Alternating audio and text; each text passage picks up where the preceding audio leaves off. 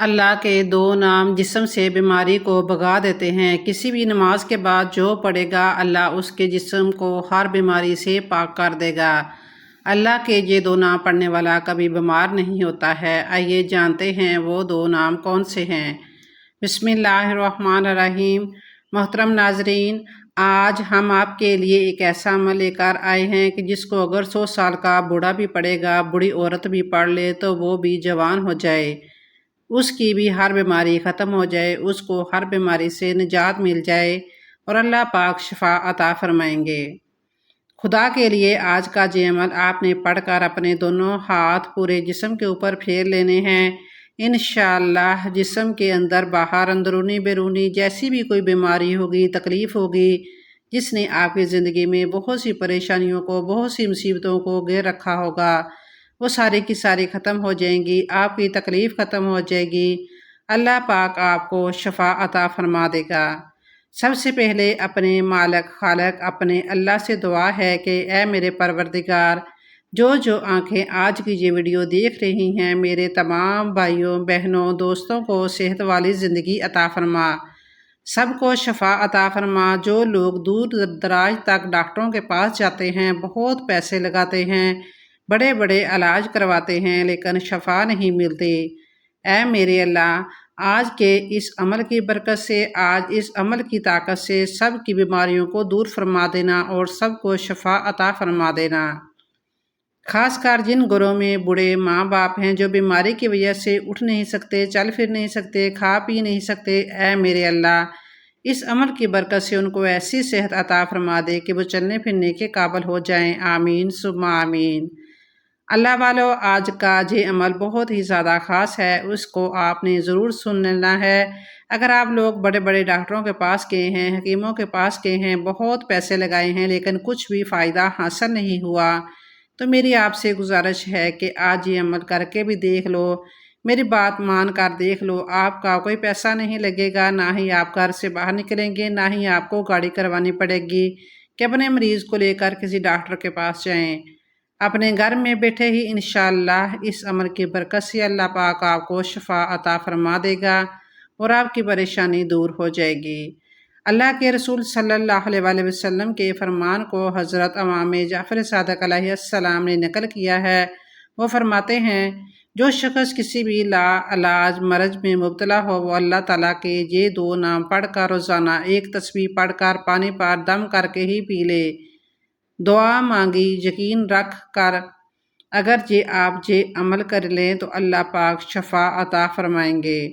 ناظرین، آج ہم آپ کو اللہ پاک کے دو نام کا ایک ایسا عمل بتائیں گے جو شاید آج سے پہلے آپ نے اس کو نہ کیا ہو۔ اس کو جو کر گیا انشاءاللہ اللہ کے حکم سے، اللہ کے فضل سے ہر بیماری سے شفا پا گیا۔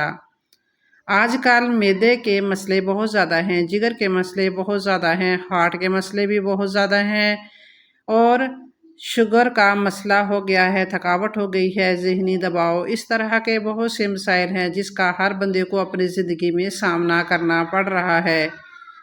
دیکھنے میں تو چھوٹی چھوٹی عمر کے لوگ ہیں، 20 25 سال، جن کی حالت ایسی ہو چکی ہے کہ وہ خود کو 50 سال کا، 60 سال کا محسوس کرتے ہیں، یعنی اتنی کم عمر میں وہ خود کو اتنا بڑا محسوس کرنا شروع ہو چکے ہیں۔ یہ حالات ہو چکے ہیں اور یہ سب ان موذی بیماریوں کی وجہ سے ہوتا ہے۔ انسان جب بیماریوں سے عاجز آ جاتا ہے تو ڈاکٹر بھی اسے روحانی علاج کا مشورہ دیتے ہیں۔ اب تو بہت سے ہسپتالوں میں قرآن تھراپی شروع ہو چکی ہے۔ کئی بار لوگوں کو اللہ کے کلام سے شفا پاتے دیکھا اور سنا ہے کہ جن کا عقیدہ ہے کہ جو کام ادویات نہیں کر سکتے وہ اللہ کا کلام سب سے بہتر کرتا ہے، اور یہ سب سے بہترین اور افضل علاج ہے جس میں شفائے کاملہ موجود ہے۔ محترم ناظرین، آج کی اس ویڈیو میں ہم اپنے تمام دیکھنے اور سننے والے ناظرین کے لیے اللہ پاک کے دو نام کا وظیفہ لے کر حاضر ہوئے ہیں۔ انشاءاللہ جس کو پڑھنے سے اللہ پاک کے فضل و کرم سے آپ کی ہر طرح کی بیماری دور ہو جائے گی، آپ کی ہر طرح کی اندرونی بیرونی جس طرح کی بھی بیماریاں ہوں گی، اللہ پاک آپ کو ہر طرح کی بیماریوں سے شفا عطا فرما دیں گے۔ محترم ناظرین، جیسا کہ آپ سب کے علم میں ہے کہ آج کے دور میں بیمار ہو جانا کوئی بڑی بات نہیں، ایسے ایسے لوگ بھی دیکھنے کو ملتے ہیں جن کو کوئی بیماری نہیں لگی ہوتی، صحت مند ہوتے ہیں، تندرست ہوتے ہیں، لیکن اچانک بیماری ان کو گھیر لیتی ہے، پھر اچانک ان کی وفات ہو جاتی ہے اور وہ اللہ تعالیٰ کو پیارے ہو جاتے ہیں۔ اور کچھ لوگ ایسے بھی دیکھنے کو ملتے ہیں جن کے مہینوں تک، سالوں تک بیماری نے گھیر رکھا ہوتا ہے، یعنی کہ آج کے اس دور میں ہمیں بہت سے لوگ ایسے دیکھنے کو ملتے ہیں جو طرح طرح کی بیماریوں میں مبتلا ہے۔ ہم دعا کرتے ہیں کہ اللہ پاک ہم سب کو صحت مند و تندرستی والی زندگی عطا فرمائے اور ہماری بیماریوں کو دور فرمائے، ہم سب کو شفا عطا فرمائے، اور جتنے بھی لوگ ہسپتالوں میں موجود ہیں، بیماریوں کی وجہ سے پریشان ہیں، اللہ پاک ان سب کی بیماریوں کو دور فرمائے اور ان کو ہر طرح کی محتاجی سے محفوظ رکھے۔ محترم ناظرین، اگر آپ اللہ تعالیٰ کی ذات پر پورے یقین اور بھروسہ رکھتے ہوئے اس وظیفے پر عمل کر لیتے ہیں تو انشاءاللہ آپ کے جسم سے ہر طرح کی بیماری ختم ہو جائے گی، ہر طرح کی بیماری مر جائے گی۔ محترم ناظرین، یاد رکھیں، اگر آپ کے گھر میں کوئی بھی بیمار ہے تو آپ اس کو ڈاکٹر کے پاس لے جانے سے پہلے آج کا یہ عمل ایک مرتبہ ضرور کر کے دیکھیں۔ اس کے بعد پھر آپ چاہے جہاں مرضی اپنے مریض کو لے کر جاتے رہیں، اللہ پاک کے فضل و کرم سے ہر بیمار شخص صحت مند ہو جاتا ہے، تندرست ہو جاتا ہے اور بیماریوں سے پاک صاف ہو جاتا ہے۔ محترم ناظرین، تقریباً ہر انسان کو اپنی زندگی میں چھوٹی بڑی بیماریوں کا سامنا کرنا پڑتا ہے۔ بہت سے لوگ زندگی کے مختلف ادوار میں موذی امراض کا سامنا بھی کرتے ہیں، جن میں بعض اللہ تبارک تعالیٰ کے حکم سے شفا یاب ہو جاتے ہیں، اور بہت سے لوگ ان امراض کے نتیجے میں موت کی وادی میں بھی اتر جاتے ہیں۔ بیماری کوئی بھی ہو، وہ ہر انسان کے لیے مشکل ہوتی ہے، جس سے نہ صرف انسان خود تنگ ہوتا ہے بلکہ اس کے گھر والے اور رشتہ دار بھی اس کا سامنا کرتے ہیں۔ کسی نے کیا خوب کہا ہے، جان ہے تو جہان ہے۔ اس دور کے اندر جو بیماریاں عروج پکڑ رہی ہیں، ان بیماریوں کا علاج اس روحانی عمل سے بتائیں گے۔ حضرت عبداللہ بن مسعود رضی اللہ تعالیٰ عنہ سے روایت ہے کہ میں جناب رسول اللہ صلی اللہ علیہ وسلم کی خدمت میں حاضر ہوا۔ آپ صلی اللہ علیہ وسلم کو شدید بخار تھا۔ میں نے عرض کیا، یا رسول اللہ، آپ کو بہت تیز بخار ہے۔ آپ صلی اللہ علیہ وسلم نے فرمایا، ہاں، مجھے اتنا بخار ہوتا ہے جتنا تم میں سے 2 آدمیوں کو ہوتا ہے۔ میں نے عرض کیا، اس لیے کہ آپ صلی اللہ علیہ وسلم کا ثواب بھی دگنا ہے۔ فرمایا، ہاں، یہی بات ہے۔ مسلمانوں کو جو بھی تکلیف پہنچتی ہے، کانٹا ہو یا اس سے زیادہ تکلیف دینے والی کوئی چیز، تو جیسے درخت اپنے پتوں کو گراتا ہے، اسی طرح اللہ پاک اس تکلیف کو اس کے گناہوں کا کفارہ بنا دیتا ہے۔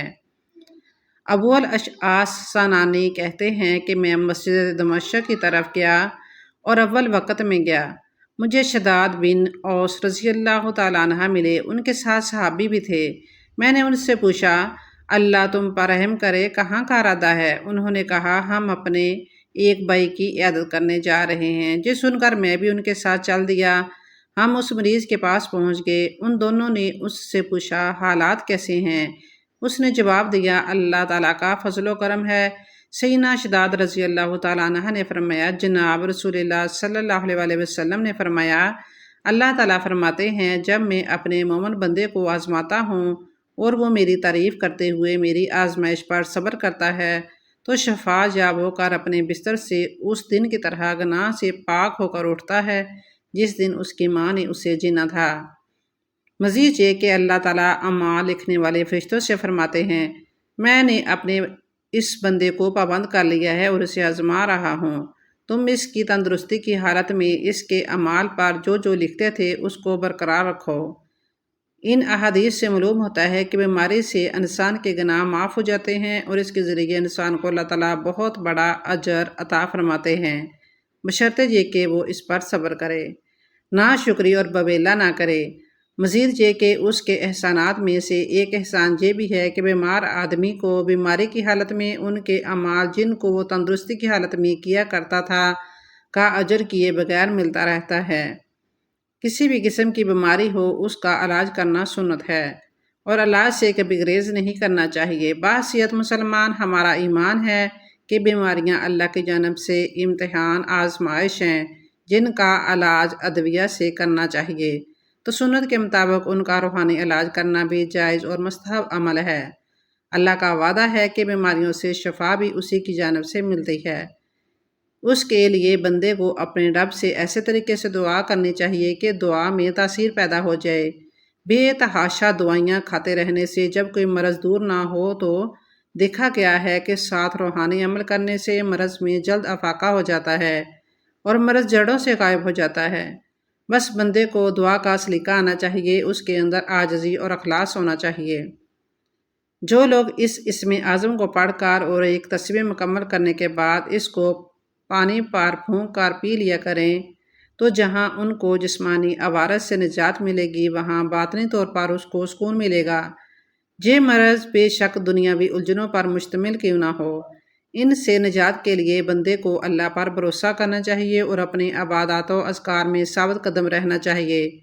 اس اسم اعظم کو بطور تسبیح کرنے والے خود کو بھی اکیلا نہیں سمجھتے، ایک طاقت ان کے ساتھ رواں رہتی ہے۔ یہ مجوسی اور ڈپریشن کا مجرب عمل ہے۔ جن لوگوں میں منفی خیالات پیدا ہونے لگے ان کے لیے بڑا سود مند عمل ہے۔ ارشاد باری تعالیٰ ہے، اور جو شخص کسی ایک کی جان بچا لے اس نے گویا تمام لوگوں کو زندہ کر دیا۔ قرآن مجید کا ایک وصف یہ بھی ہے، اے لوگو تمہارے پاس تمہارے رب کی طرف سے ایک ایسی چیز آئی ہے جو نصیحت ہے اور دلوں میں جو روگ ہے ان کے لیے شفا ہے اور رہنمائی کرنے والی ہے اور رحمت ہے ایمان والوں کے لیے۔ حضرت ابراہیم علیہ السلام نے بیماری سے شفا کو رب العزت کی نعمت قرار دیا۔ اس حوالے سے ارشاد ہے، اور جب میں بیمار ہو جاتا ہوں تو وہی مجھے شفا دیتا ہے۔ حضرت عیسیٰ علیہ السلام کے معجزات میں سے ایک معجزہ امراض سے شفا بھی تھا۔ رسول اکرم صلی اللہ علیہ وسلم نے امراض و تکالیف کے حوالے سے علاج و اسباب کو اختیار کرنے پر زور دیا تاکہ مسلمان جسمانی، قلبی اور روحانی طور پر صحت مند رہیں۔ حضرت جابر رضی اللہ تعالیٰ عنہ رسول اللہ صلی اللہ علیہ وسلم سے روایت کرتے ہیں، ہر مرض کی دوا موجود ہے۔ جب مرض کا علاج ہو جائے تو اللہ کے اذن سے وہ مرض ٹھیک ہو جاتا ہے۔ اس حدیث میں دو باتوں کی طرف اشارہ کیا گیا ہے کہ امراض کے لیے دعا موجود ہے، اسے استعمال کرو، مگر یقین یہی رکھو کہ شفا تو اللہ ہی کے ہاتھ میں ہے۔ اللہ تعالیٰ نے بڑھاپے کے سوا ہر بیماری کی دوا پیدا کی ہے۔ حضرت ابو ہریرہ رضی اللہ تعالیٰ عنہ سے مروی ہے کہ آپ صلی اللہ علیہ وسلم کا فرمان ہے، اللہ تعالیٰ قیامت کے دن فرمائے گا، اے ابن آدم، میں مریض تھا تو نے میری تیمارداری کیوں نہ کی؟ بندہ عرض کرے گا، اے اللہ، میں آپ کی عیادت کیسے کرتا حالانکہ آپ رب العالمین ہیں، یعنی آپ بیمار ہونے سے پاک ہیں۔ اللہ تعالیٰ کی طرف سے جواب آئے گا، میرا فلاں بندہ مریض تھا تو نے اس کی تیمارداری نہیں کی، کیا تجھے پتہ نہیں کہ اگر تو اس کی تیمارداری کرتا تو مجھے اس کے پاس پاتا؟ حضرت ابو ہریرہ اور حضرت عبداللہ بن عمر رضی اللہ تعالیٰ عنہ سے مروی ہے کہ آپ صلی اللہ علیہ وسلم کا فرمان ہے، جب کوئی شخص کسی مریض کی تیمارداری کے لیے جاتا ہے تو اللہ تعالیٰ 70,000 فرشتوں کو مقرر فرماتا ہے جو اس کے لیے دعائیں مغفرت کرتے رہتے ہیں۔ یہ تیمارداری کی غرض سے جانے والا شخص جب قدم زمین سے اٹھاتا ہے تو اس کے لیے نیکی لکھ دی جاتی ہے، اور جب قدم زمین پر رکھتا ہے تو اس کا گناہ مٹا دیا جاتا ہے اور اس کا درجہ بلند کیا جاتا ہے جہاں تک کہ وہ اس مریض کے پاس تیمارداری کے لیے جا بیٹھتا ہے۔ اللہ کی رحمت اسے ڈانپ لیتی ہے اور اس وقت تک اللہ کی رحمت میں ڈکا رہتا ہے جب تک مریض کی تیمارداری کے لیے واپس نہیں آ جاتا۔ حضرت انس رضی اللہ تعالیٰ عنہ سے مروی ہے کہ آپ صلی اللہ علیہ وسلم کا فرمان ہے، جو شخص اچھی طرح وضو کرے اور ثواب کی نیت سے کسی مسلمان بھائی کی عیادت کے لیے جائے تو اسے جہنم سے 70 سال کی مسافت کے برابر دور کر دیا جاتا ہے۔ حضرت ابن عباس رضی اللہ تعالیٰ عنہ سے مروی آپ صلی اللہ علیہ وسلم کا فرمان ہے، تیمارداری کرنے والا مریض کے پاس بیٹھ کر 7 مرتبہ یہ دعا کرے تو اللہ اسے اس مرض سے شفا عطا فرماتا ہے۔ اس کے علاوہ بھی دعائیں احادیث میں آئی ہیں، اس لیے ڈاکٹر بشرط ایمان اس سے اجر و ثواب کا اس وقت حقدار ہوتا ہے جب وہ نیک نیتی اور خدمت خلق کے جذبے سے یہ امور سر انجام دے۔ مریض کو تسلی کے کلمات کہنا ہی عیادت ہے، جو کہ عبادت ہے۔ اس کے بعد اس کا علاج معالجہ کرنا مزید باعث اجر ہے۔ اگر خدا نخواستہ ڈاکٹر مریض سے محض پیسے بٹورنے کے لیے کام کر رہا ہے تو وہ دھندا تو کہلائے جا سکتا ہے، خدمت خلق کا نام دینا ناانصافی ہے، چونکہ یہ انسانیت کی بہت بڑی خدمت ہے اور اسلام انسانیت سے مکمل ہمدردی کا نام ہے، اس لیے شریعت نے اس بارے میں مکمل رہنمائی کی ہے۔ ڈاکٹر کی ضرورت، معیار ذمہ داری اور اس کی معاشرتی حیثیت کو اہمیت سے بیان کیا ہے۔ اللہ تعالیٰ نے اس کائنات میں زیرو کے ساتھ ساتھ اس کا تریاق بھی پیدا فرمایا ہے اور بیماریوں کے ساتھ ساتھ اس کا علاج بھی۔ رسول اللہ صلی اللہ علیہ وسلم نے ارشاد فرمایا، اللہ تعالیٰ نے بڑھاپے کے سوا ہر بیماری کی دوا پیدا کی ہے۔ اب یہ انسان کا کام ہے کہ وہ اللہ تعالیٰ کی دی ہوئی عقل اور تجربے کی قوت کو استعمال کرتے ہوئے دواؤں کو دریافت کرے۔ اس کام کو میڈیکل سائنس اور ڈاکٹر انجام دیتے ہیں، اس لیے اس میں کوئی شبہ نہیں کہ انسانی حکمت کے پہلو سے ان کی خدمت نہایت اہم ہے۔ بھوکے کو کھانا کھلانا، محتاج کو کپڑے پہنانا، معذور کے کام میں ہاتھ بٹھانا اور ضرورت مند کی حاجت پوری کرنا، یہ سب مخلوق کی خدمت ہے، لیکن انسان سب سے زیادہ خدمت کا محتاج اس وقت ہوتا ہے جب وہ مریض ہو۔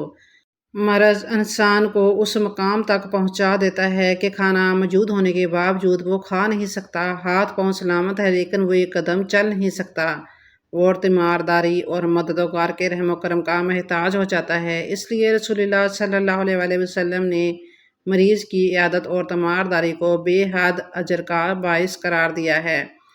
آپ صلی اللہ علیہ وسلم نے فرمایا، جب تک ایک شخص مریض کی عیادت میں رہتا ہے گویا وہ جنت کے باغ میں ہے۔ اس طرح ڈاکٹر گویا اپنی ڈیوٹی کے پورے وقت اس حدیث کا مصداق ہوتا ہے۔